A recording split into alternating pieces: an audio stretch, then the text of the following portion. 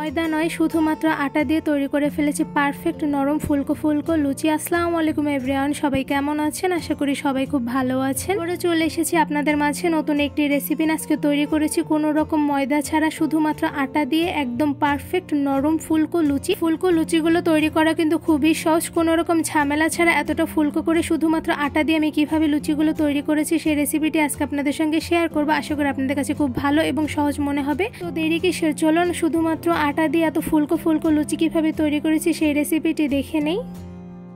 লুচি তৈরি করার জন্য এখানে আমি নিয়ে নিয়েছি আটা। আপনারা চাইলে কিন্তু এখানে ময়দা ব্যবহার করতে পারেন। তো এখানে আমি 1.5 কাপ পরিমাণ আটা নিয়ে নিয়েছি। সাথে দিয়ে দিচ্ছি লবণ। এখানে আমি 1/2 চা চামচ লবণ দিয়ে দিয়েছি, আপনারা আপনাদের স্বাদ মতন দিয়ে দিবেন। সাথে দিয়ে দিচ্ছি রান্নার তেল। এখানে রান্নার তেল দিয়ে দিয়েছি 2 টেবিল চামচ। এবার হাতের সাহায্যে খুব ভালোভাবে আটার সঙ্গে তেলগুলো মিশিয়ে নিব।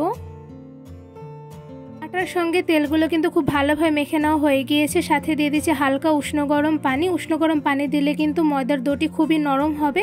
তো এই পর্যায়ে আটার মধ্যে অল্প পরিমাণ করে পানি দিয়ে খুব পারফেক্ট একটি ডো তৈরি করে নিব।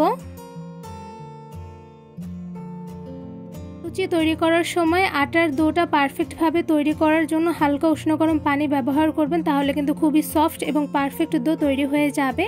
তো এই পর্যায়ে কিন্তু আটার ডোটি আমি খুব ভালোভাবে মুথে নিয়েছি, দেখতেই পাচ্ছেন হাতের সাহায্যে মুথে নেওয়া কিন্তু হয়ে গিয়েছে। এবার হালকা পরিমাণে রান্নার তেল দিয়ে কিছুক্ষণ এই আটার ডোটি রেখে দিব রেস্টে।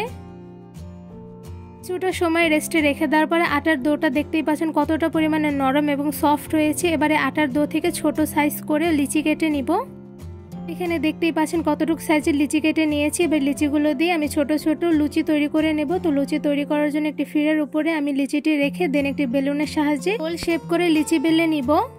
এদিকে দেখতেই পাচ্ছেন লুচিগুলো বেলে নেওয়ার সময় আমি কোনো প্রকার এক্সট্রা আটা ব্যবহার করছি না, একদম আটা ছাড়া পারফেক্ট গোল শেপের লুচিগুলো বেলে নিচ্ছি। দেখতেই পাচ্ছেন কতটুকু সাইজ করে বেলে নিয়েছে। আপনারা চাইলে কিন্তু আর একটু ছোট সাইজ করে বেলে নিতে পারেন।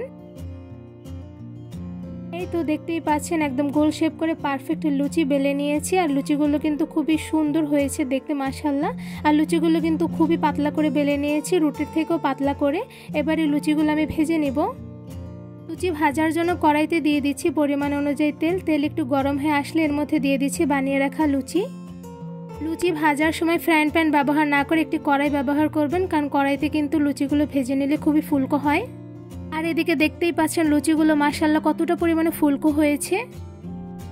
কিছুক্ষণ লুচি ভেজে নেওয়ার পর দেখতেই পাচ্ছেন একটা সাইড কিন্তু খুব ভালোভাবে ভাজা হয়ে গিয়েছে। এরপর যে একটা চামচের সাহায্যে লুচিটা আমি উল্টে দিচ্ছি। এবার হালকা কালার করে লুচিটা ভেজে নিব।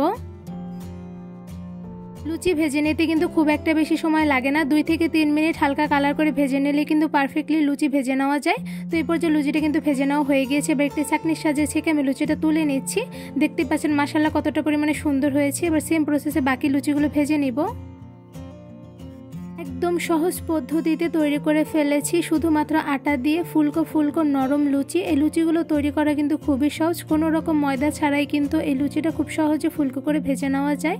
শুধুমাত্র আটা দিয়ে এতটা ফুলকো করে কিভাবে আমি লুচিগুলো বানিয়ে ফেলেছি তা কিন্তু আমার ফুল রেসিপি দেখে আপনারা বুঝতে পেরেছেন। গরুর মাংস থেকে শুরু করে যে কোনো তরকারি এবং ভাজি দিয়ে লুচি দিয়ে খেতে কিন্তু বেশ মজাদার হয়ে থাকে। আর এই ফুলকো লুচিগুলো দেখতে যেমন মাশাআল্লাহ সুন্দর হয়েছে, এতে কিন্তু খুবই সফট হয়েছে। কোনো রকম ময়দা ছাড়া আটা দিয়ে এত ফুলকো করে লুচি তৈরি রেসিপিটা আপনাদের কাছে কেমন লেগেছে তা অবশ্যই আমাকে কমেন্ট করে জানাবেন।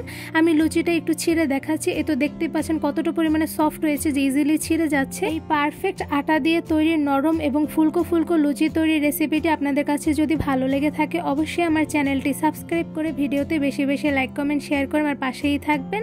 আজকে এখানেই বিদায় নিচ্ছি, দেখাবো অন্য কোনো ভিডিওর মাধ্যমে। সবাই সুস্থ থাকবেন, ভালো থাকবেন। আল্লাহ হাফেজ।